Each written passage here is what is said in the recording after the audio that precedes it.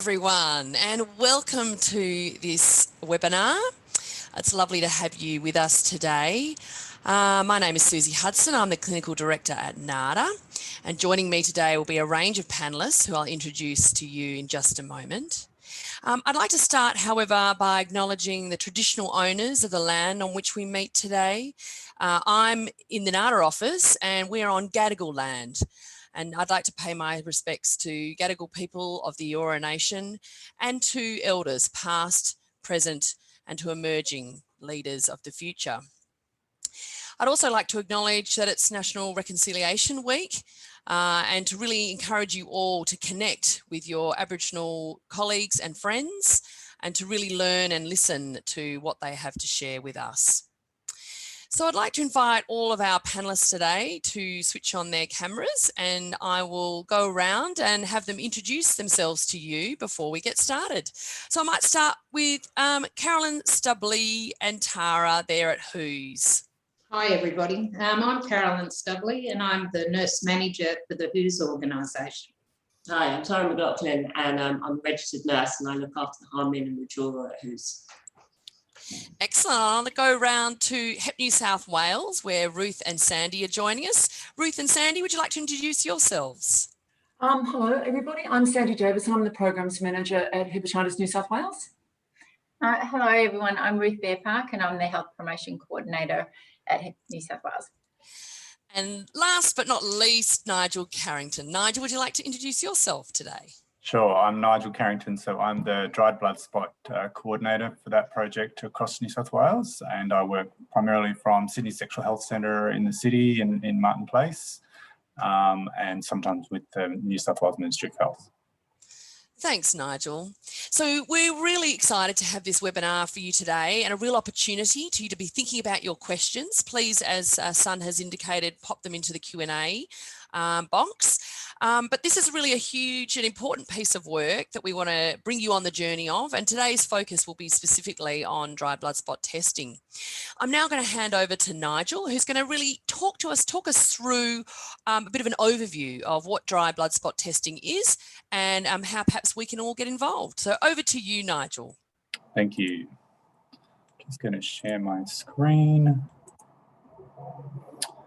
Rightio, well thanks everybody for joining us today, and I do want to just acknowledge that I'm on Darug land out here. Today I'm working from home in Western Sydney. So we're talking about hepatitis and HIV testing using dried blood spot, and basically that it's a client-centered form of testing and treatment, and I'll talk about the terminology that often is used about reaching high-hanging fruit. Okay, I can get this to work. Rightio. So what is the connection? So between high-hanging fruit, that people might have heard Professor Greg Dorr use that terminology. And so what I've got here is just a little diagrammatic representation of that concept. So we've got the fruit on the ground, which is people who've already been treated for hepatitis C. So obviously we're not needing to worry too much about those people, although there are some people who might be at risk of reinfection. We've got people who've been on previous treatments in that sort of lower level. So they're people who have tried or maybe were cured using the old treatments of interferon and ribavirin. We had a bunch of people who were aware of their status and were waiting for new treatments. So a lot of GP clinics and some of the big hepatitis C clinics had a large number of people who were aware that they had hepatitis C, but were reluctant or were having lots of problems with those old sorts of treatments. And so we're effectively warehoused waiting to be treated. Many of those people now have been treated. And so, we've been able to get to those people. They were within reach. And so what we're left with are those people who are the high-hanging fruit. So the people who have perhaps more barriers to traditional forms of healthcare, who have, for whatever reason, difficulties accessing healthcare. And so these are the people that we're now trying to get hold of.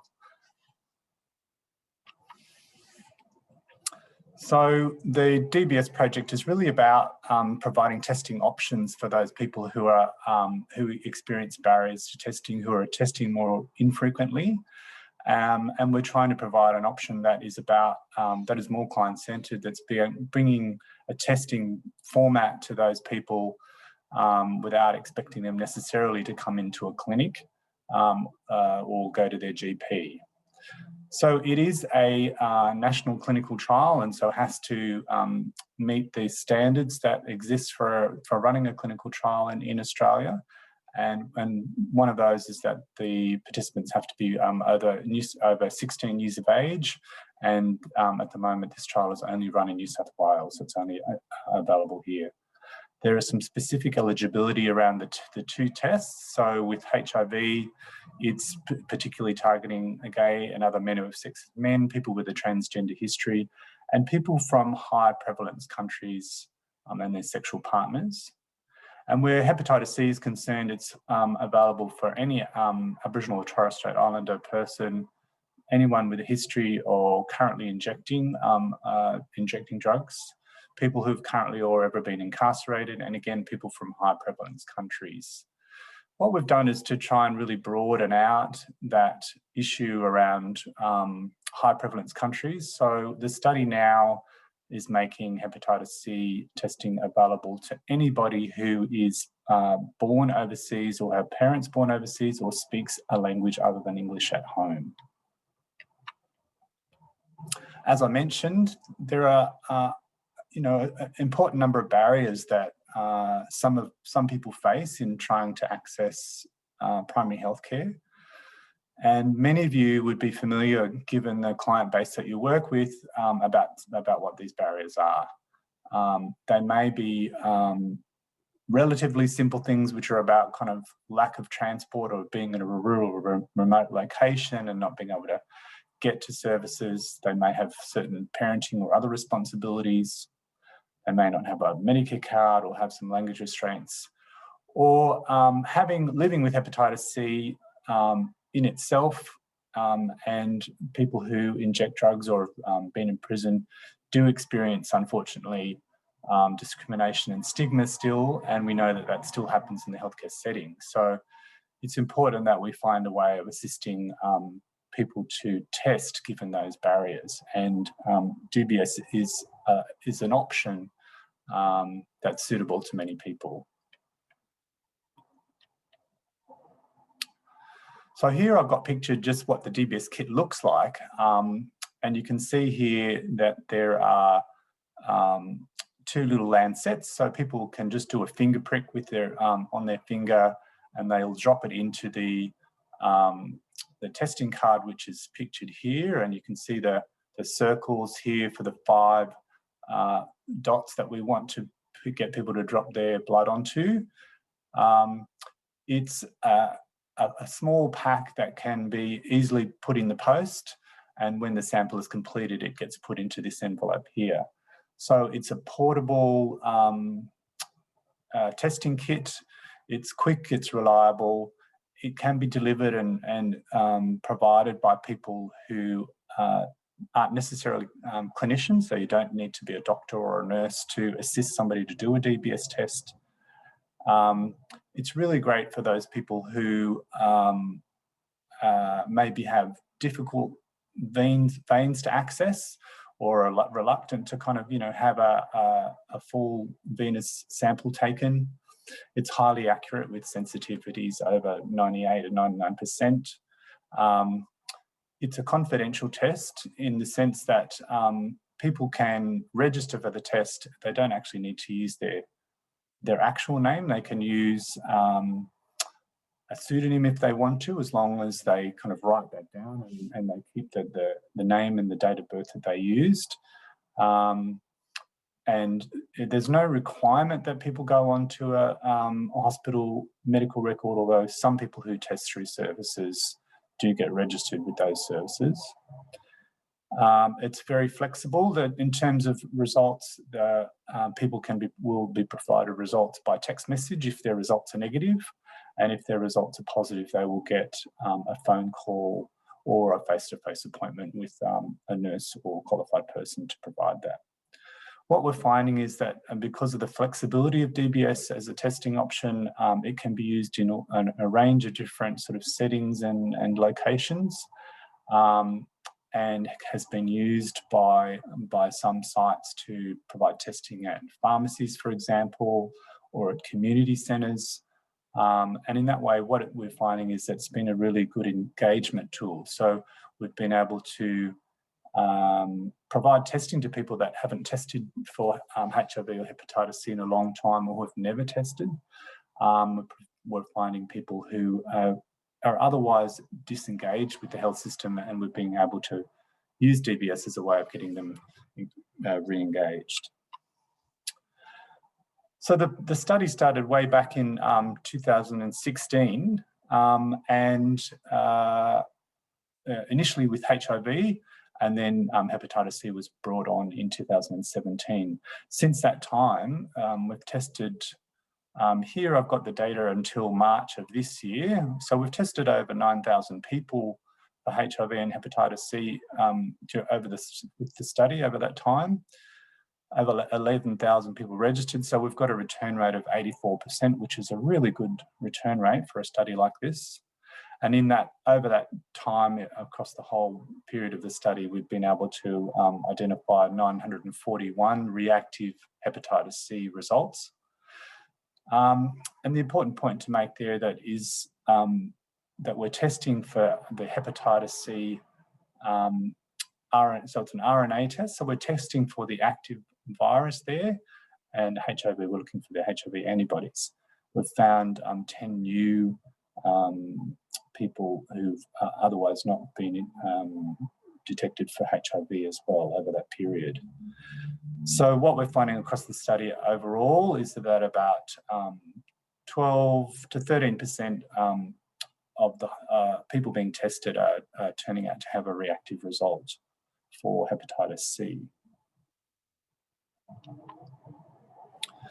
What I've got here is just some data to show what's happening in drug and alcohol settings, and what we're finding is that drug and alcohol services are finding that DBS is a really useful tool, and we've seen an increasing number of registrations coming from alcohol and other drug services. The other important thing we're finding is that the reactivity rate for hepatitis C in particular is actually greater in alcohol and drug settings. So we've had, in this example here, we found that we had 16.4% of the reactivity rate, as opposed to the 12.3% in Justice Health, and an overall rate of 13.4%. The reactivity rate in those alcohol and drug settings has been as high as 19%. That was in Q4 of last year. And in the entire pilot there, as we've got, it was 16.4%. So for us, it's a bit of a no-brainer that DBS is a really useful tool in the drug and alcohol setting.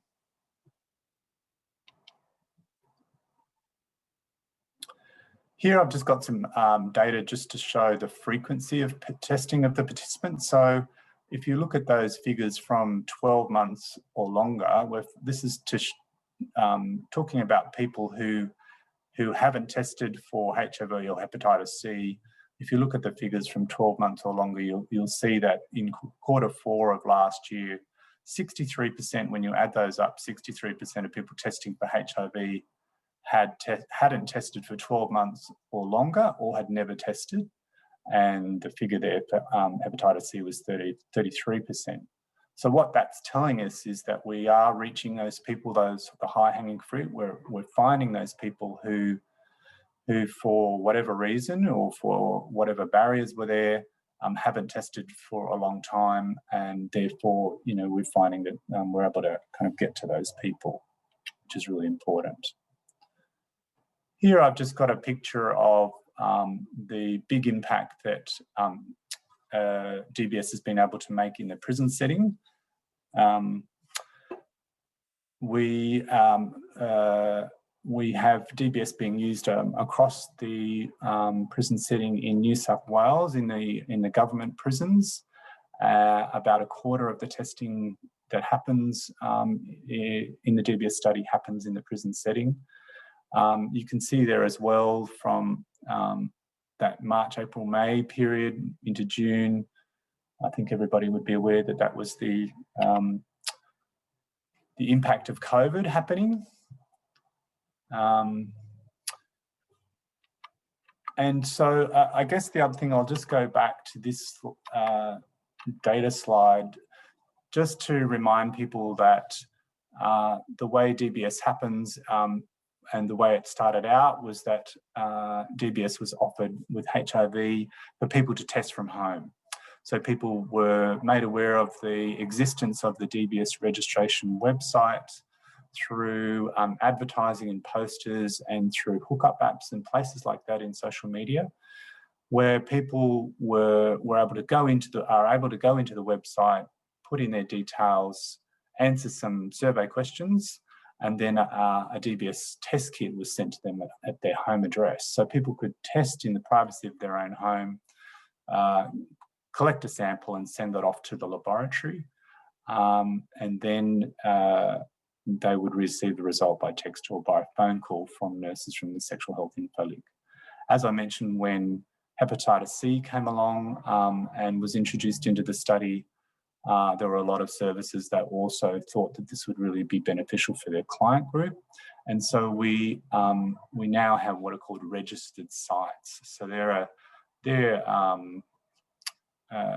drug and alcohol services, for example, or NGO services like WHO's, who could see the benefit of using DBS, and because it's part of a clinical study, decided to register as an official site to be able to offer the DBS test to their client group and be able to assist them to both do the registration and the testing.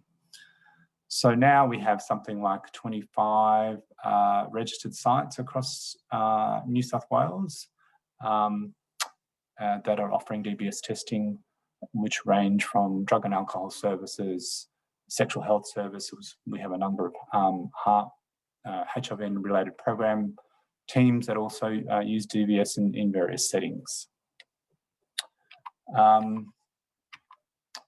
So what's required to become a DBS site?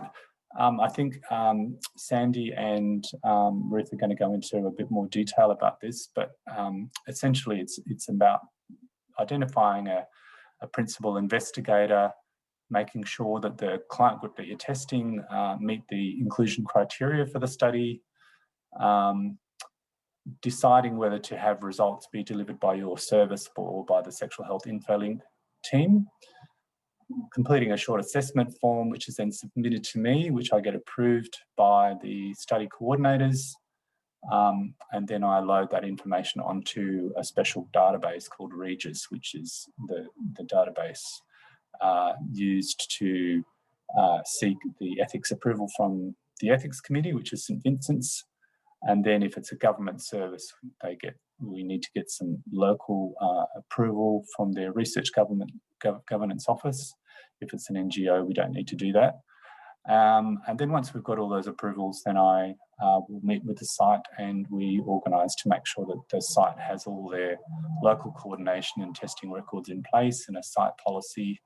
And we do some training and we get going. As I mentioned, there's a whole range of sites. I've got listed here a few of those sites, so you can see these are a number of sites. In drug and alcohol, I've got listed there in the blue, and you can see that there's also some special liver clinics, heart teams across different areas of the state, and also Justice Health.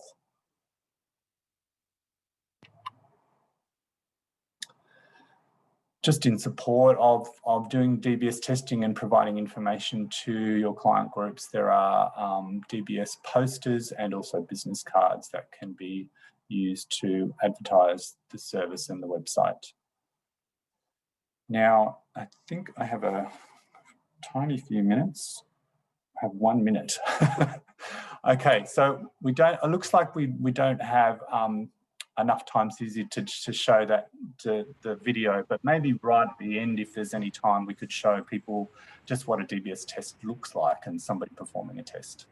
I'm sure we could do that, Nigel. Thank you so very much. And I just wanted to also say that just in relation to the process, Nigel is really enthusiastic and very available to people. And certainly in our experience, when if you do decide and you are ready, he's been a huge support. So thanks, Nigel, and we'll hopefully come back to you through the webinar. I'd like to now call upon Ruth and Sandy to be with us, and I suppose too to carry that on in terms of the support and what might be available for you. So over to you, Ruth and Sandy. Great. Okay. Hello, everybody. So I'm Sandy Davidson, Programs Manager at Hepatitis New South Wales. It's lovely to be here today. Susie, thank you for having us. And I completely concur with Susie that Nigel is enormously helpful in all things DBS. So just in terms of our presentation today, before we start, I'd like to acknowledge the traditional custodians of the land that we meet on today, and for Ruth and I, that's the Gadigal people. And I'd like to pay my respects to elders past and present, and certainly extend that respect and acknowledgement to any Aboriginal people that happen to be joining us today. So I'm going to talk about the first section. The first part is actually about Hepatitis New South Wales becoming a DBS registered site. And then Ruth will actually talk about our relationship with WHOS. So we actually supported WHOS to become a DBS registered site, and they currently have that ethics approval and are ready to go. So I'm just going to talk about Hep New South Wales becoming a DBS registered site. Just talking about what Nigel said initially, which I think is really a few things that are really important. We are looking at the high hanging fruit now in terms of actually meeting our Hep C elimination goals in New South Wales by 2028. And it's really important that we actually get innovative and clever about the different ways that we actually reach people. And sometimes, it's been said that people are difficult to reach, but in some ways it's not necessarily that people are difficult to reach. It's that we need to get out and do things differently. There's going to be people that aren't necessarily using NSP services or on OAT therapy or other types of service we may engage at. That's why NGOs in the sector become really important. And in this role, as Hep New South Wales becoming a DBS registered site, what we're really looking at doing is trying to enhance capacity for organisations that may not actually be able to currently offer opportunistic screening for hepatitis C, and also that may not actually have the resources to actually become a DBS registered site themselves. So again, in us doing so, we'd be alleviating some of the administrative burden, I guess, to some extent, the paperwork side of things, of us becoming a registered site. So our initial plan is to look at NADA member organisations, and we're going to initially commence this with CRC, so Community Restorative Centre. As you probably know, CRC basically support people that are re-entering community, having had experience in the criminal justice system. And we think this is a really important client group, and we think that we can really do some great work there. The thing about DBS, it's just really acceptable and really palatable by people that may not necessarily want a blood draw, people that may have difficult to access veins, and it's actually very portable and really easy to administer, either assisted or basically the client actually doing it themselves. So the model that we're using, so Hep New South Wales will basically deliver training in conjunction with Nigel, so the DBS coordinator, and also clinical staff from Sydney LHD or other LHDs as appropriate, to basically, in this situation, to provide education to the caseworkers. Then what will happen after that, our peer worker will accompany a caseworker on their client visit. CRC have about 10 caseworkers, and each caseworker at any moment in time has around about 10 clients. So we think this will be a really good model, and our peer worker and also staff can actually help the client administer the DBS questionnaire to assess eligibility. because we don't actually have any nurses, Hep New South Wales don't have any nurses or clinical governance ourselves, we will actually, SHIL will actually provide, so Sexual Health Infolink will actually provide the results, which we think is appropriate. But the thing that's really important here is that the linkage to care is critical in any situation where DBS has actually been implemented. And we will really work with SHIL very closely, providing sexual health clinics, legal clinics in relevant hospitals, and also providing geographically appropriate located GPs that bulk bill. So we've actually got a really, really tight clinical pathway to actually ensure that the clients that we test that are reactive have a really strong linkage to care. And that's really, really, really important. Well, also the client consent will also enable SHIL to contact the caseworker if they're having any difficulty actually contacting the client as well. But we're really going to make sure that that process is very, very supported. We can also, the peer worker can also help the caseworker make clinical appointments if that's actually important. And we actually plan to incentivise treatment initiation of $20 voucher of that person's choice. So that might be a Coles voucher, it might be a phone, or it might be travel. So really up to the individual, and will be guided by the caseworker in that regard. Hep New South Wales also have an app which is called Perks Health app. It's part of a Hep Connect program. And really this app it provides clients with daily reminders to take their medicine if that's what they desire, and to attend appointments, pick up scripts and pathology results and so forth. So clients that are interested can also, free of charge, sign up to that. And again, that's actually incentivised. So there's vouchers and incentives associated with that as well. So that's like an additional support structure that we can actually offer. In terms of Hep New South Wales' role, so we will lead all planning, implementation, administrative of any testing activity. So again, just saying that we'll sort of alleviate some of the responsibility, or a lot of the responsibility in terms of the paperwork, administrative side of things, but also the testing side of things as well, and basically making sure that the DBS test kits are sent off to SHIL in a timely fashion. And again, we'll maintain all protocols and procedures associated with a clinical trial, which Nigel referred to a little bit in his presentation.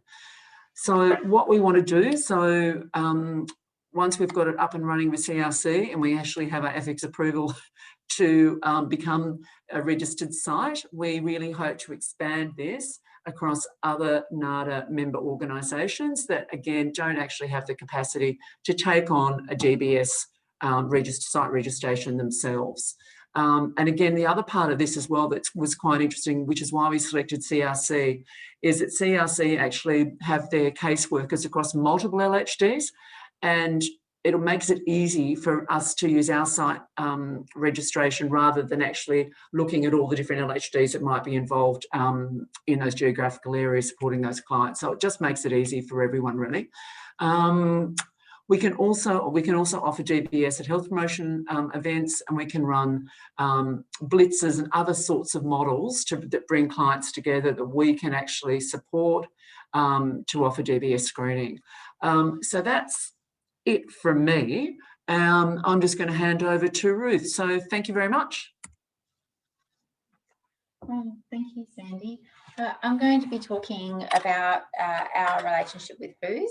So the collaboration, which has extended for years now, and it seemed like a natural progression for WHOS and Hep New South Wales to support one another and connect with the DBS project. So WHOS, we have ourselves, is a residential and day rehab, provides residential and day rehab programs, aftercare support, infectious diseases treatment, and harm reduction programs. I know that WHOS is here as well, and so they'll probably talk more in depth about their programs. So in regards to our support with DBS, so DBS testing will be available for residential and non-residential participants in all of WHOS programs in the Lilyfield site, and that's a whole range of different patients or participants of those programs. And so those activities include targeted health promotion, as well as harm reduction sessions, and activities are organised by WHOS and supported by Hep New South Wales as well. So the model of care, so the DBS testing during intake, there's actually a few different models of care or approaches that are being looked at with between WHOS and Hep New South Wales, and it depends really on how it's tailored best for the service and for the participants, for the clients coming through. So it's a little bit of a let's see how it's going and adjust it and tailor it according to how it's best fitting in, not just with the participants, but also with clinical services that are available there and the resources available, so clinical staff. So, for example, we've looked at doing when people come in at reception, and also considering how we might be doing run a blitz for all participants in the program at one time. We're also we've been delivering education sessions for some time with WHOS, but we're looking at doing that with a bigger focus on DBS, so that all staff across the program feel confident and feel comfortable in engaging conversations and answering questions from their clients and service users at the around DBS and about hepatitis C, and can support people in aftercare programs and as they're preparing for leaving the program.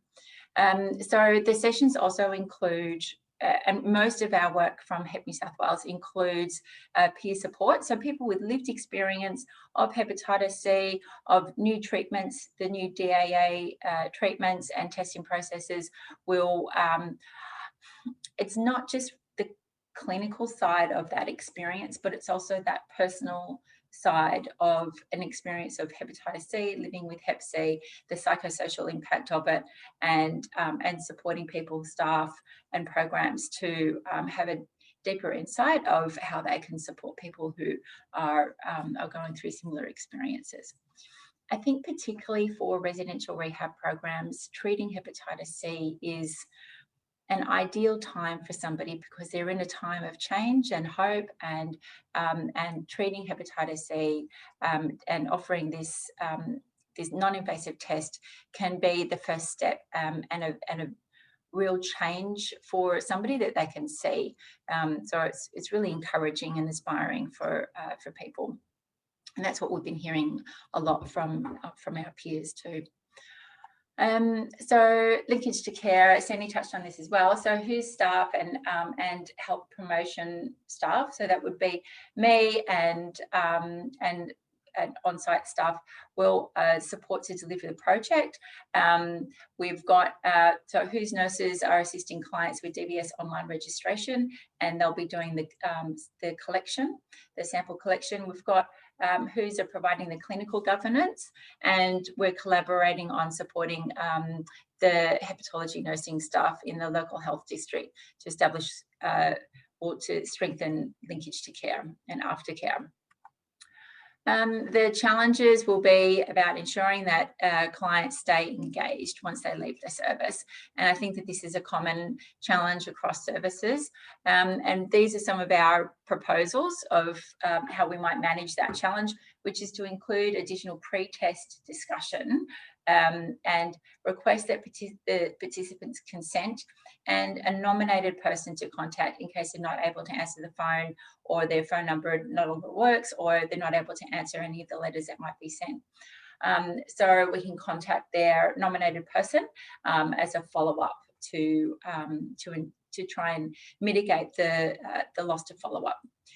So this role will be taken up by the WHOS residential nurse, and as Sandy was mentioning, we've also got the Hep Connects Perks app that can support people to stay engaged.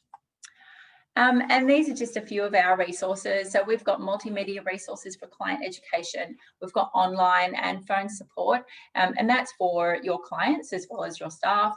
We've got local assisted referrals for participants no longer in the program. So this is a directory that's online, and we can do that. We can assist that referral pathway as well for your clients that are preparing for discharge or I was going to say release, but it's leaving the program. And also we've got a very strong linkage between correctional services, correctional health and community health services. So if you've got clients that are moving between those jurisdictions, then we may be able to support those medical records or tracking that person to support that ongoing treatment through different jurisdictions.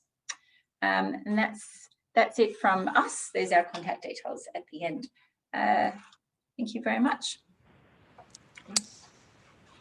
Thank you so much, Ruth and Sandy. We really appreciate that. And I think what it really reinforces for everybody online is how much support there is available to you as an organisation to get this happening in your service.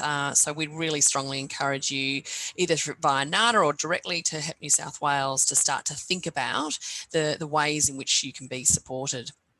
So now I'd like to invite Carolyn Stubley and Tara McLaughlin from WHOS to join us, and they're going to tell us a little bit about their experiences of implementing dry blood spot testing and how things are going at WHOS. So over to you, Carolyn and Tara. Okay, thank you, Susie, and thanks for the opportunity to come and talk to everyone today. And Ruth talked a bit about the natural progression for us to take on the DBS testing, because we've had a long history with Hep New South Wales, and especially Ruth coming out and doing education sessions with us over the years. And historically, WHOS has been very committed to doing whatever we can in terms of Hep C treatment. And when the new treatments came online some years ago, we were ready to start from the day they were put onto the PBS, and have been having people on treatment in residential services for all these years without any issues whatsoever. So it is the perfect place to have people on treatment whilst they're doing the therapeutic community program here at WHOS. And as Ruth said, we're 4 residential services in 1 day program on the Lilyfield site. So we do have a captive audience at the moment to do the DBS testing. We don't have our own phlebotomist. We have nurses here, but we don't do venipuncture. And so DBS is an alternative for us in terms of testing. And I mean, Tara will talk a bit more about that, because Tara's our harm reduction nurse. She oversees anything to do with bloodborne virus or sexual health screening, referral to treatment, and maintaining our strong links with the local health district. So we've, for many years, had a very strong relationship with Sydney Local Health District and the liver clinic, the nurse practitioners and CNCs from the liver clinic, who still attend WHOS today and who will be part of DBS, especially any following up people who are leaving. They already are part of our aftercare for people who are leaving and on treatment or needing to continue hepatitis B vaccinations, which we also provide. We had hoped to start DBS a lot sooner, but COVID got in the way and we had to put off the implementation because we couldn't have external people coming on site to do the training, and it was just too problematic at the time. We're looking at different models because we have several nurses, so to actually get all the nurses to do people at intake can sometimes be problematic, and it's probably best managed through Tara. And we're going to be looking at some alternative ways of doing some blitzes with DBS across the different sites. And as Ruth said, you know, part of that will be the education and to our consumers and to our staff, because it's really important that staff are across, you know, what is DBS, why we're doing it. And one of the other reasons we do it is because, you know, we don't want to be sending all our clients out to appointments all the time for blood tests. So this is a good way to just streamline that process as well. So we've only got 5 minutes, so I'll probably hand over to Tara because we have only just started the DBS and we're just ironing out some little kinks at the moment. But Tara's the one who's actually had the experience of administering the DBS so far. So I'll hand over to Tara. Yeah, so like Carolyn mentioned, we've only just started, so we've done a few. So it's interesting sort of actually doing it in practice, seeing how it works out. It's very handy if people have got very poor venous access. So we've had some great ones that people that are groin or neck injectors. So they don't like going to have bloods done, stuff like that. So it's been really handy for that. Or people that have come through a detox. Actually, we've had a few of them and they've had their antibodies tested, but they haven't done a PCR for whatever reason. So it's very handy because you don't have to get all their bloods done again. I don't have to, at the moment, we have to put them in front of a GP, they have to get a pathology form, and then they have to go up the road to have their bloods done. So if there's concerns that they will be leaving, because obviously if you know, there is a turnover in the first week or two where people don't leave, it's a good opportunity to get them tested immediately when they come into intake, or if we think we're going to lose them. Obviously then the challenge if they do leave is to follow them up, which we're going to keep going with Hep New South Wales. We've had that one of them already. They left before the results came back, but I had his number and he was very happy to get his results. That was fine, but that might be an issue in the future. Yeah, it's been helpful. It's we're still sort of working it out at the moment, so when we'll do it, I think we probably will do blitzes on the houses. If we'll go in there, we'll have a discussion around, you know, on minimisation, and if people haven't been tested regularly, we'll offer that, and then we can do it then, maybe you know, give them chocolates or something like that, just to encourage them, you know, and just talk them through it. So that's handy. But we try to get everyone tested as soon for everything, anything that's going on in their lives. We take the opportunity. We do sexual health, we do hepatitis, we check their immune, you know, immunity to hepatitis B. So it's just another tool. It's not something to offer them, basically. And so yeah, it's been, like I say, we've only just started, but yeah, it's working quite well. There are a few issues, you know, like getting the blood. Obviously, lots of people have got very calloused hands, stuff like that. So I actually get them to do it because, you know, they can use more force to get the blood out and stuff like that. So things like that. But yeah, no, it's working out. You know, we just got to iron it all out, really, and make sure we can follow them up if they do leave, stuff like that. Haven't started anyone on treatment from it so far, but we have quite, you know, we have good connections with our GP, and if there's complicated situations with the liver service at RPA, and they can support us with these things. Yeah, and you know, we really appreciate the support from Hepatitis New South Wales and Nigel. They've been extremely supportive. So if you want to, you know, be part of the DBS projects, we really encourage you to participate, because you do get a lot of support. And, you know, it is about how you implement it within your model of care. So, and that's what having these guys support you will help to determine what the best way forward is with DBS testing. I think that's us done.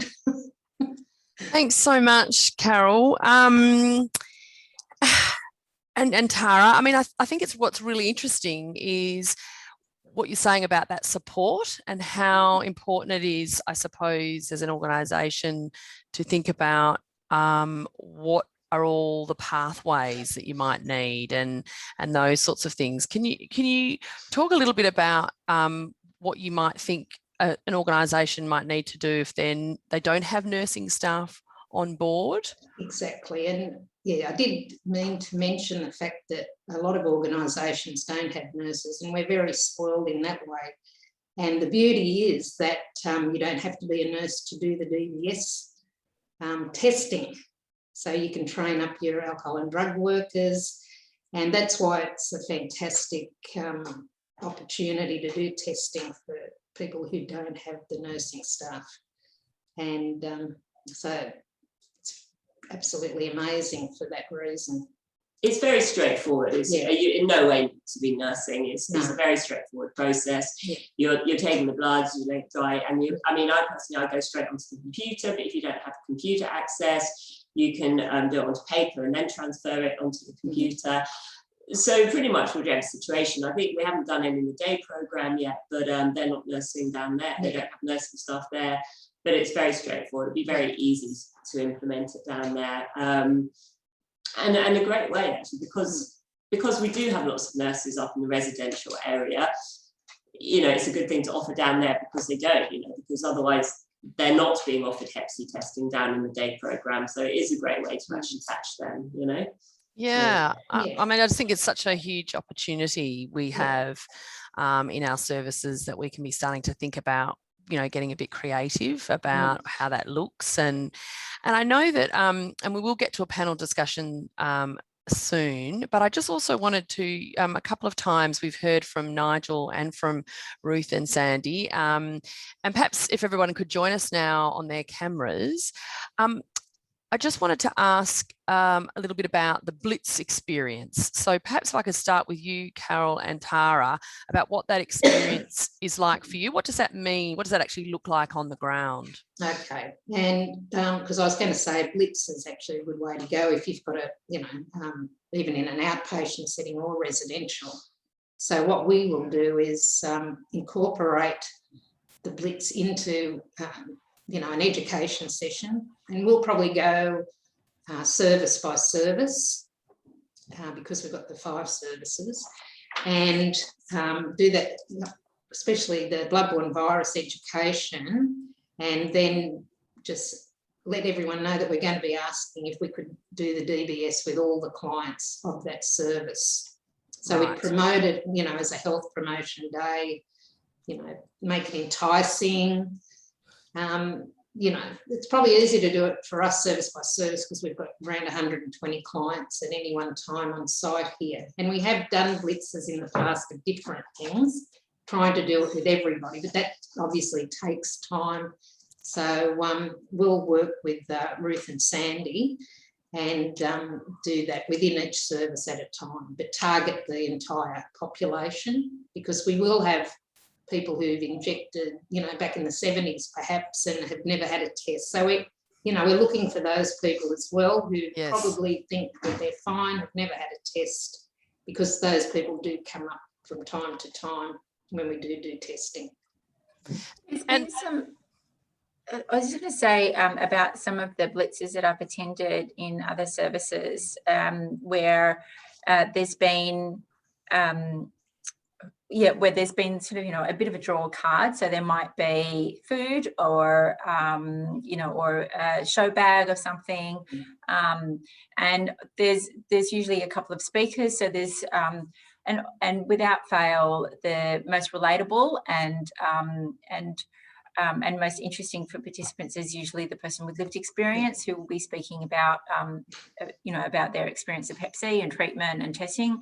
And there will be a little bit of an education, a short, sharp kind of, this is why it's been prioritised, and then so that people have. So that there's that informed consent, so that people really know what they're participating in and why this has been prioritised, and so they can make those decisions and have an understanding as well of some of the wraparound support in case they need to ask more questions or get more advice, or in case it's triggering for them in some way. A lot of people have had relatives that may have that have cirrhosis or have died from hepatitis C related illness. So there's sort of that wraparound stuff as well. And then there's the DBS component. And Nigel, you can go along to these types of events. Is that something that you have been involved in as well? Look, I'm certainly happy to attend and help out. And given I've got a remit across the state, sometimes I can't get to everything, but Sure. I'll certainly be happy to support what's happening. I mean, you've got a pretty expert team there at Hep New South Wales, and I have a lot of confidence in the way that they conduct their activities. So Brilliant. Yeah. Yeah. So, sorry, go ahead. New South Wales, sorry. We have a lot of experience running blitzes in a variety of different models. Sometimes using our peer workers, sometimes it's through suggested, offering education and incentives and such as, you know, food and what have you. So we feel very able to support that and very happy to do so. Fantastic. So what I'd like you to invite people who are watching to do now is to get your questions coming in. I just want to mention that we obviously have a long relationship with Hep New South Wales, and they've provided a lot of high quality training for our members over the years. And will continue to do so. And as a way of signalling to the sector in 2016, we included questions in Database about hepatitis C testing and treatment. Absolutely, though, with the proviso, and I think Ruth has pointed this out, that an organisation feels quite confident in terms of the pathways. You know, how would you respond? Do you feel able to link those people up? Who are the people that you might have to support you? And certainly the peers is a central part of that strategy. And so right at this moment, there is availability in Database to ask the question of people. But what we know is that it's often that translation of asking the question and then how do we then link them up with the services that they need. And dry blood spot testing is one of those ways to make it a lot more easy for people to be tested, and ensuring that through the sexual health info line, or whether you as an organisation have some links perhaps with a GP, which many of you do, you're able to then link people up for testing, for treatment, if they indeed require that. So we would really encourage you to have a look at that availability in Database. And what you'll find is that the questions are very well supported with some scripting around where to find information. There's also links within the database that link to resources that Hep New South Wales has, fact sheets, information sheets that can be shared with people as part of a conversation, that it's not something that comes out of the blue, that it becomes a part of routine assessment and support.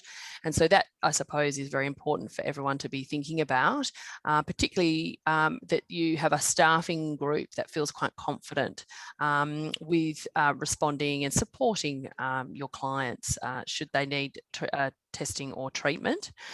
So that's something that we've started to do. There's also lots, as Sandy and Ruth were pointing out, this, and Nigel, of course, too, there's lots and lots of really great resources out there that are on the Hep New South Wales website. There's also someone at the end of the phone who can be supporting your clients or yourself, so that you feel you're able to build your confidence in that area.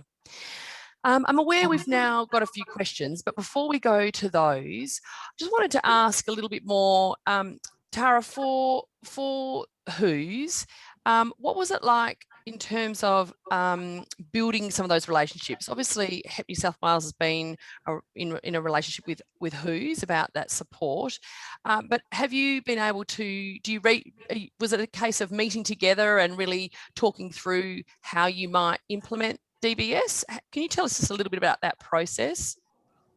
Yeah, it's been an ongoing process for a year or so, and obviously COVID completely destroyed the whole process. So that's but lots of conversations by email. There's been a couple of visits. Nigel's come, and Sandy and Ruth have been here several times, just working out how it is. And for myself, I haven't been involved in research before, so it was quite a learning process how to implement and where everything went and how they wanted it to look. But yeah, several meetings. But there's always, if I have a question, which when I, like the initial test that I did, I had a few questions and Nigel, responded immediately, because something always comes up. You're like, oh, but, where does this go? How do I, so yeah, so lots of conversations, and it has had to change along the way when you're like, well, that's not going to work that way, and it's an ongoing thing really, as see how it will work best here.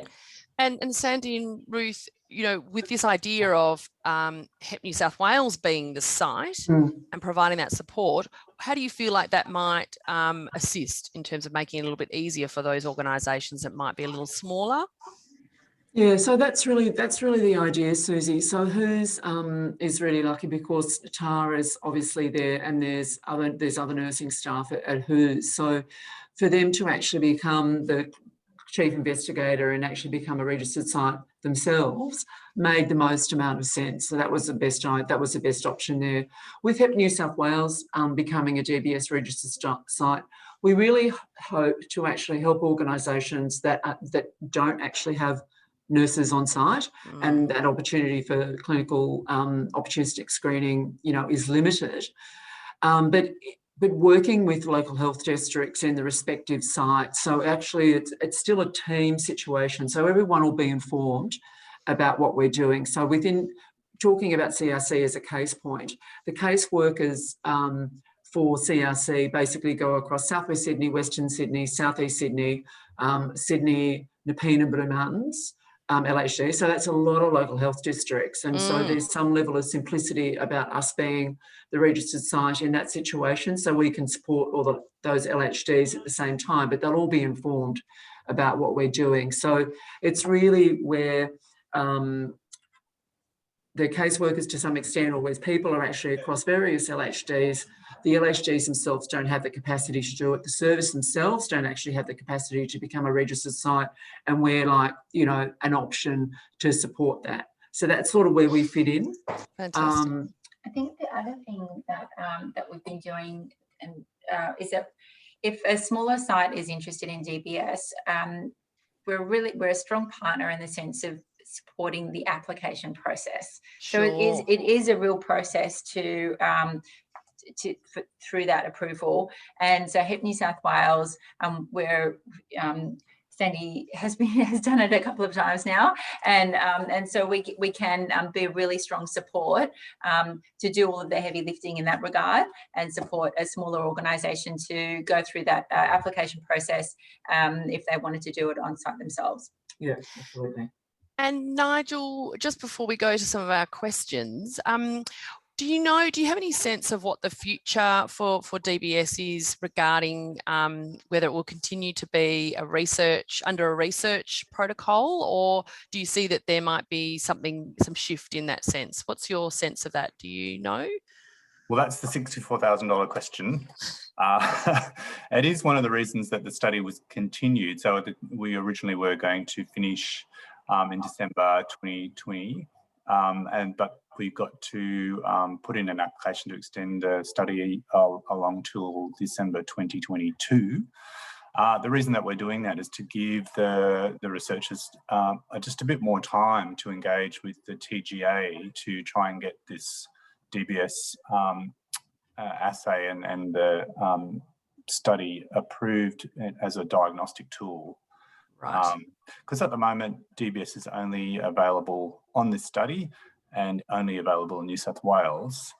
And again, because it's not approved by the TGA, what happens when we do find a reactive result on DBS is that result then needs to be followed up with a confirmatory venous test. So I think it's important for people to understand that still needs to happen. We have great confidence in DBS, and certainly if there's a negative result, we can deliver a result straight away. When we're delivering a DBS result, we would be telling the client, we have your result was reactive to, say, hepatitis C, for example, and we need to follow that up with a confirmatory blood test, which you would want to do anyway, even if you were doing a standard venous test, because what you're looking for is looking at markers for liver health generally. Right. So I think that's important to remember. Look, another quick point I wanted to make about the DBS and why it's valuable is the difference between an antibody test and an RNA test.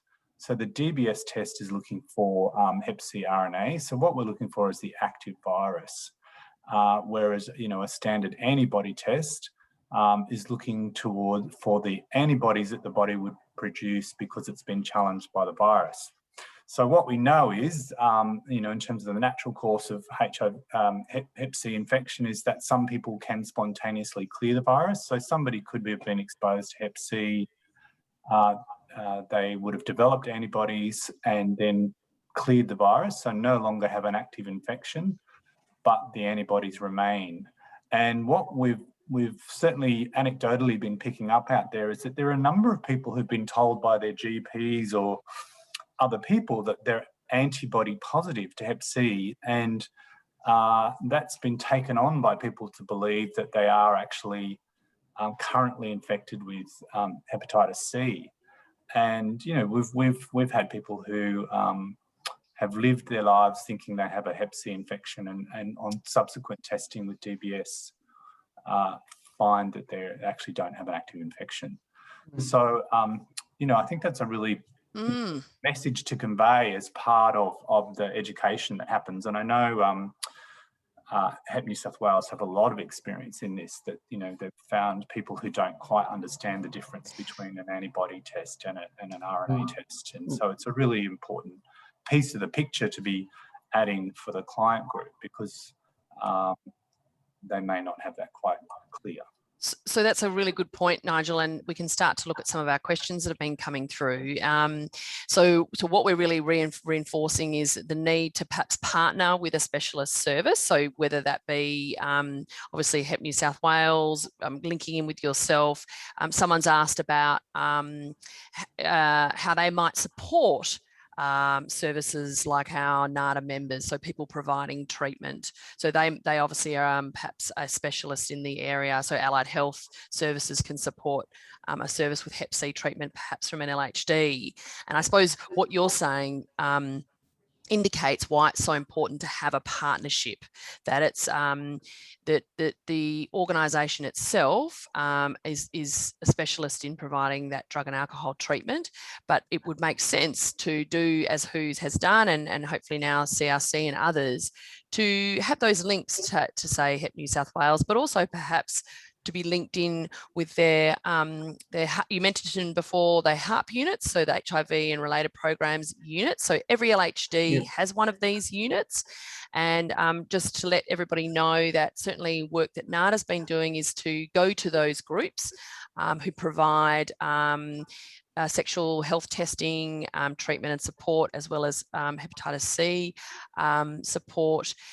And to provide them with who's in their area, because those links seem to be really key. And so what would you be saying in that regard, Nigel, of how important it is to perhaps, if you can, link in so that with, say, an LHD or, you know, your local health district, particularly around the treatment aspect?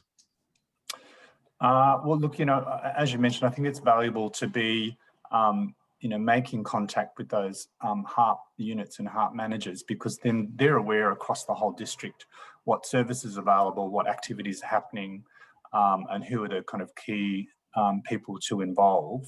A lot of those LHDs will have a specialist hepatitis C clinic and have Hep C specialist nurses who can then, you know, support what's happening, support linkage to care, those kinds of things. So I think that's really, really valuable. I don't know, Sandy, would you add to that? Yeah, look, I think absolutely, Nigel, I completely agree with that. I think there's really three models that we're talking about here, really. And one model is the organisation becoming a registered site, a DBS registered site, and a case point there is WHOS, but Hep New South Wales has actually supported that application process and will continue to support WHOS. The other option is basically tapping into Hep New South Wales when we become a registered site, and then we can actually take on that roles and responsibilities in that situation. And I think the third model is what we're currently doing in the AOG sector. So working with a HARP unit and basically LHD staff and the particular organisation, so the NGO, for instance, and basically coming up with some dates and organising when we'll actually go into that service. So let's say running a blitz type model, and the LHD will organise clinicians to be there, and we'll probably have peer support as well. and then testing can happen in that way, and then we'll go back again, let's say in 2 weeks' time, and when the results are actually delivered. And again, you know, and sometimes incentives are used in that sort of model as well. So there's that. So there's sort of 3 ways in which it can work, really. That's excellent. Go ahead, Ruth. Thank you. Just in regards for patients or clients of services and treatment, so once somebody has received their diagnosis, taking a patient-centered approach to their treatment journey is really about having a range of different options. And so that would be whether or not that might be in the service for that person, or whether or not when they get home, or it could be through a GP, it could be through a clinic, it could be an in-service from a clinic into that into the AOD service. There's a whole range of different approaches that work for different services and for different participants in those services. One thing that that we've got as well is a directory on our website of Hep C services across New South Wales. So please jump online. All you have to do is type in your suburb or your postcode, and it comes up. And if there's services there that aren't on our directory, then we'll add them in if you let us know. I think that you know, the main thing is about having that patient-centered approach, because what will fit for one person won't fit for another. And there are a whole range of different approaches, so many different options. It's just wonderful. And then the other thing that I wanted to mention that DBS is could be useful for as well, if people do have not just poor venous access, but also, you know, people might find it traumatic to have bloods taken. And so DBS could be used potentially for SVR12. So once the person finishes their treatment, they can have that DBS test 12 weeks after they finish treatment to confirm that their treatment has worked. Free. Yeah, fantastic. Clear. Yeah. So that's a really good point there, Ruth. It's also about that follow-up, isn't it? That people have got their full sort of the full continuum of care that they need. I might turn to some of our questions now, and one comes from Claire, and she's asking you, Nigel, about whether there's any clear data around that successful transfer from DBS results to treatment. Obviously, she's obviously been involved with a bit of a group where obviously targeting specifically people who are homeless, and whether or not you know how successful that transfer, I suppose, into treatment has been in relation to the DBS study. Yeah, look, at the moment, the Ministry of Health, who sponsors the DBS study, has contracted the Kirby Institute to do an evaluation. Now that isn't complete yet, so they were hoping that we'll have some data out of that maybe by the end of the year, but that hasn't been done. So we don't have any kind of official data about what that take-up has been. I do know in the prison setting that there was some early data around the transfer of people onto treatment, which was around about 56%. And I guess you've got to think about in that setting, you have people, some people who in reception prisons, for example, where they're not there for a very long time, so they're hard to kind of track. And you also have people who will have completed their sentence and who've moved back into the community. So you have a range of reasons why in that setting that you have that rate, but that's not a bad rate at all, actually, onto treatment. I guess the real challenge is that is that we have a client group that have really complex needs, and as you've mentioned, if someone's homeless, you know, one of the big challenges is how do we keep that continuum of care, and how do we, you know, keep engaged with the clients. And I think having to be creative about how do we keep in touch with those people, you know, like I think Sandy and Ruth mentioned about having different ways to get them to consent to other forms of contact, so we can get in touch with other people they know or other services. You know, that we're using outreach, for example, I know the Sydney HARP team, who are a registered site, they do a regular DBS kind of clinic basically at Newtown Centre. So they're kind of reliably being available to a client group that, although they may go off, they'll come back again. So I think it's about having to be creative about those things. And I think Ruth and Sandy also mentioned in some settings that incentives are useful. So I think there's a range of reasons why, you know, it's challenging to follow up people with treatment, but also, you know, there's a range of creative ways of trying to kind of close that care gap. With that in mind, Tara, do you?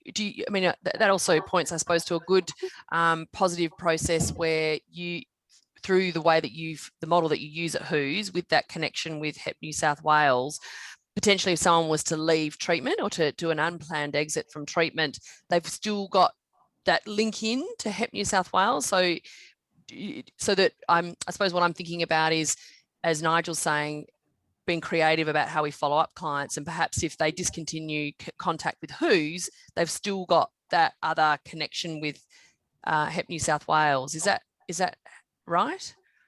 We haven't put that in place yet, but it would be. It's definitely an issue here. People don't have mobiles. They do disappear in the middle of the night. You know, these things do happen. And sometimes they don't want to answer the phone. If they've had, I don't know, a fight in their program or something, then don't want to speak to a WHO's member of staff, you know, potentially. So anything that could make that a bit more streamlined would definitely be helpful, you know. I find though, generally, I know lots of places, they struggle with people not wanting to be tested or take up treatment, whereas in WHO's, if they're here, they're already open to, you know, rehabilitation, treatment, etc. So I don't really have those barriers that a lot of places have. Like, everyone's very, very keen to get treated, and that's great. You know, so it's not the same thing. But yeah, follow up, if they disappear, that is definitely a real thing. You know, and if they go back into active addiction or something like that, you know, so anything, you know, that can help that, you know. But I do spend a lot of time when people leave in the middle of treatment, chasing them up so they can get, if they disappear without the rest, you know, the last month of treatment, trying to track them down wherever they are, and it can be very complicated, you know. So yeah. I think I'd just add that, you know, Hepatitis New South Wales, you know, if they're supporting a service to use DBS, you know, part of what they will be doing is talking through with that service, you know, what is the care pathway, what are the mechanisms that we can put in place to, you know, try and ensure we've got the best follow-up we can. Great. Yeah. And I think loss of follow-up is a big consideration in that planning, and just trying to mitigate that. So really thinking that stuff through and ensuring that there are those connections and pathways. Just as a follow-up question, Nigel, we're being asked about whether or not there's rapid testing.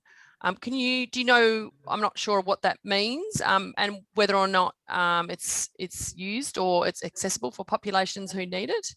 Yeah. So, well, there's different understandings of rapid testing. So there are some, where HIV in particular is concerned, there are some rapid tests that people can order through the internet and get it to come to their home, and they can conduct a test in their home. That's like the Atomo rapid test that can be done at home. It's a bit more similar to, say, a diabetes test, where you can, you know, do a finger prick and get a result on a machine straight away. The Atomo is a home test that you put in a sample into a sort of a tester tube, and, you know, like, I guess, like a pregnancy test, and get a result. I don't think we have anything quite as similar to that for hepatitis C, although Sandy might know more about that than me. But the other thing that people are referring to there is the point of care tests. So there's a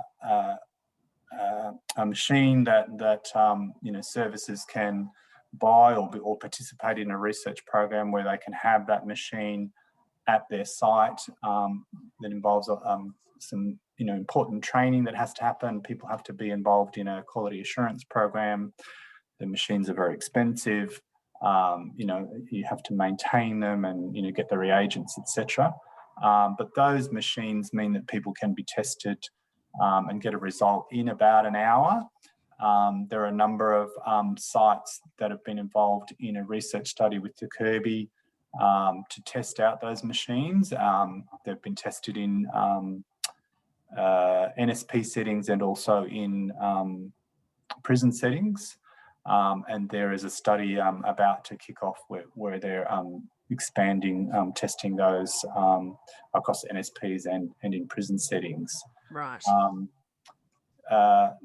And I think the thing is that those point of care tests are important and useful in certain settings, but not so useful in others. So if you've got a site where you don't have a high volume, of clients coming through that are at high risk, then perhaps a point of care machine is not going to be a good investment because it just won't get used. Yeah, the numbers. Yeah. DBS might be better in that setting. In the prisons, for example, in those reception prisons where people are coming in quickly and going out, over, say, a 2-week period, the point of care machines are really, really important and valuable. Mm-hmm. Sometimes with the more stable prison populations, DBS has actually been really valuable there because what happens is that instead of venipuncture, which requires the prison officer going to collect the inmate and walk them all the way through the prison complex up to the health service, that takes a lot of time and resource and a lot of one-to-one happening to do a venous blood draw, whereas DBS can actually be used in recreational parts of the prison.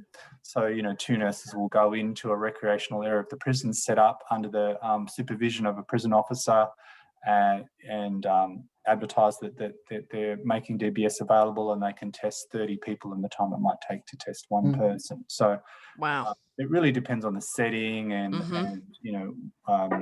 the client group and the numbers, which is going to make sense.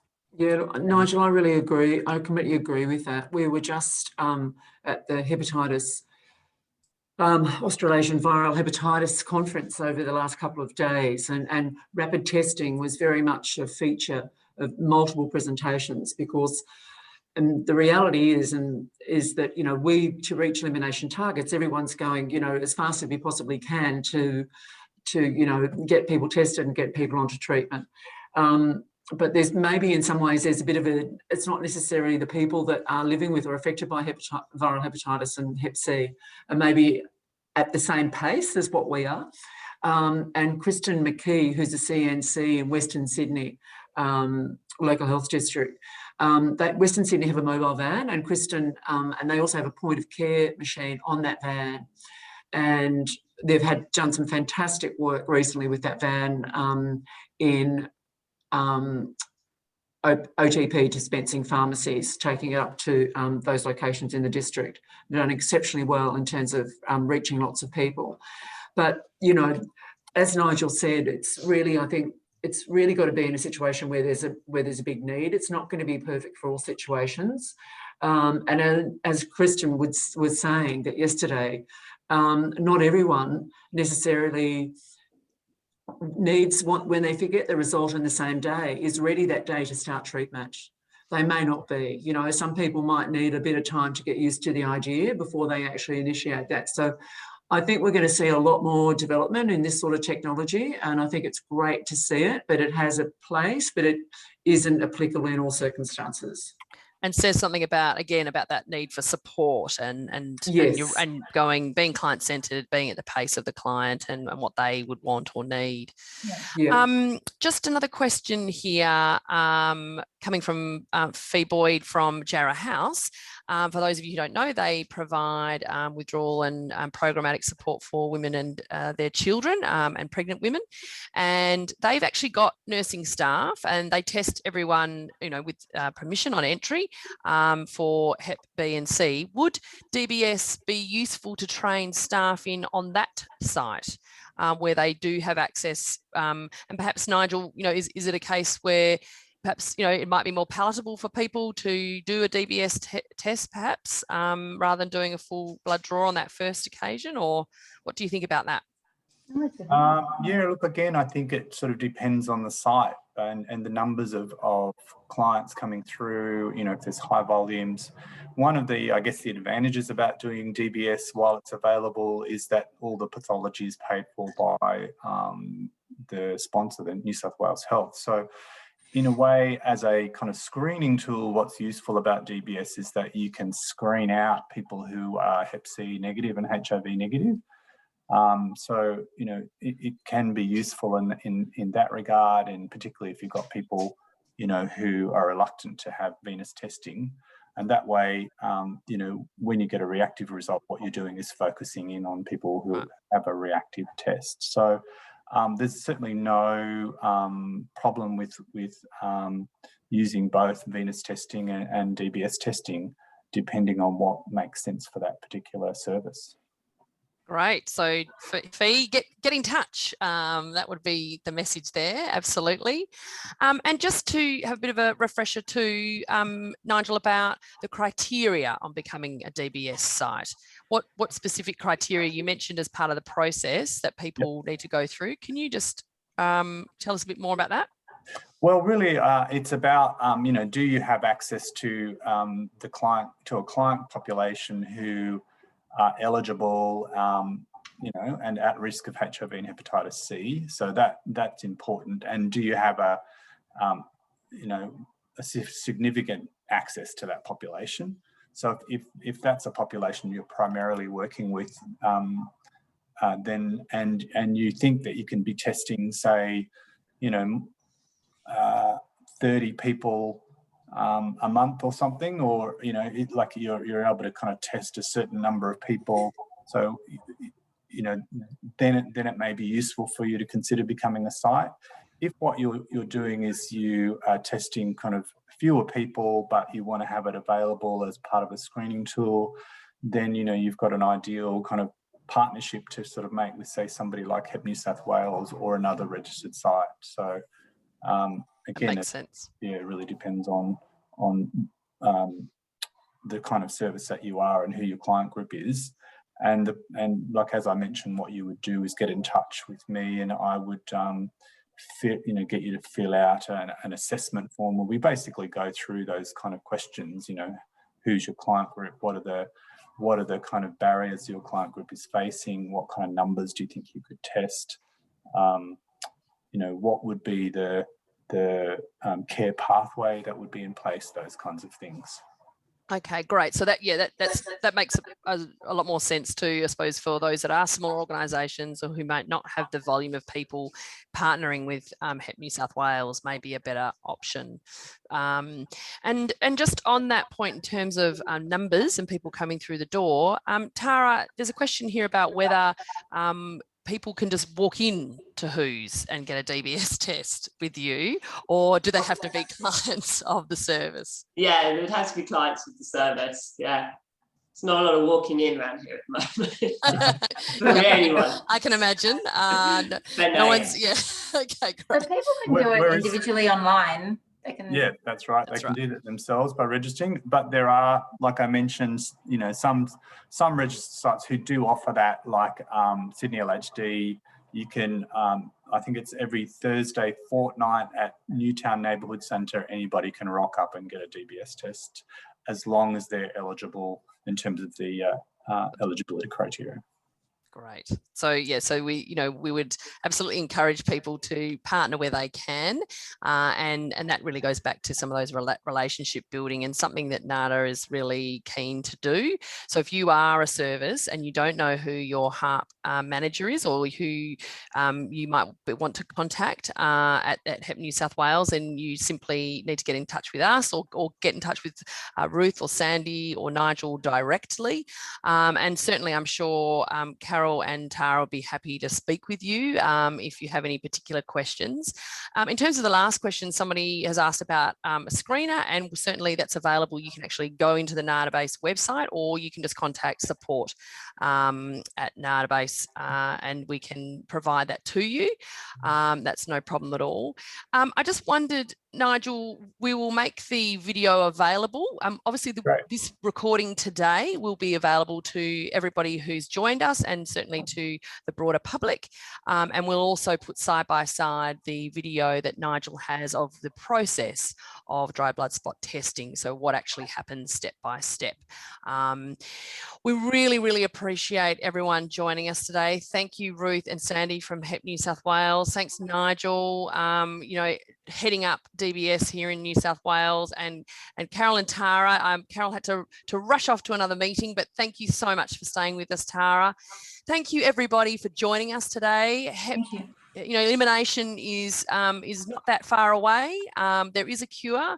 We really, really encourage you all to see this as very much part of alcohol and other drug treatment and supporting your clients as best we can. So thank you so much for joining us today, and stay tuned for the video coming up on the NADA website. Fold out your test card on the table with the spots facing up. You are going to drip 1 or 2 drops of blood into each circle. Select the finger you want to use and squeeze it a couple of times. Wipe the tip of your finger with the alcohol swab and allow it to air dry.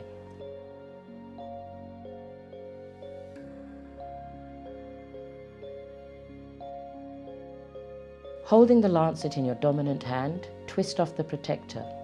Position the end of the lancet on the cleaned fingertip, making firm contact. Then flick the trigger.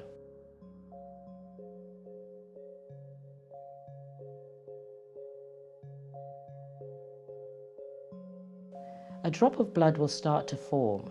Wipe this first drop away with the cotton ball.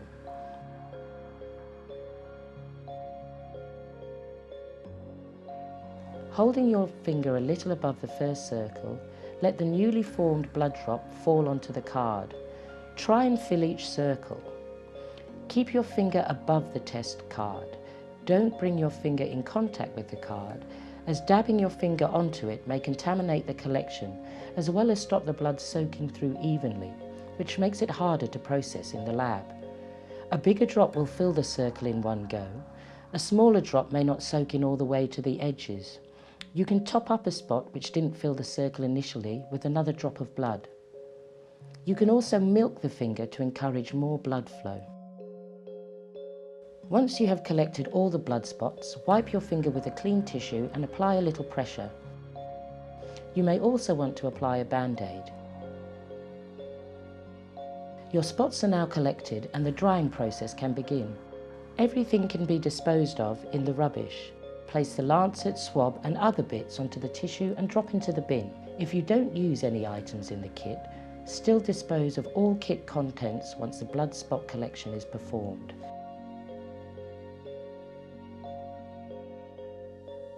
Fold the test card up so the spots are standing and not touching the outer card. Transfer the test card to the safe spot you have identified for drying overnight, out of direct sunlight, out of drafts and away from pets or children.